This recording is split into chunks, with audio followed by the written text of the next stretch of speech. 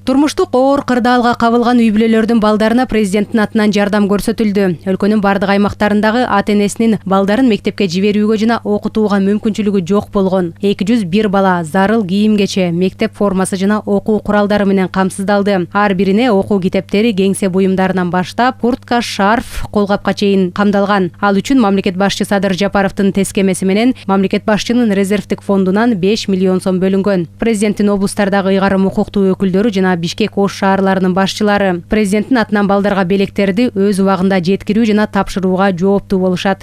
Бул оор турмуштук кырдаалда жашаган балдарды аныктап, анын ичинен 201 бала бүгүнкү күндө ушул үй бүлөнүн акча каражатынын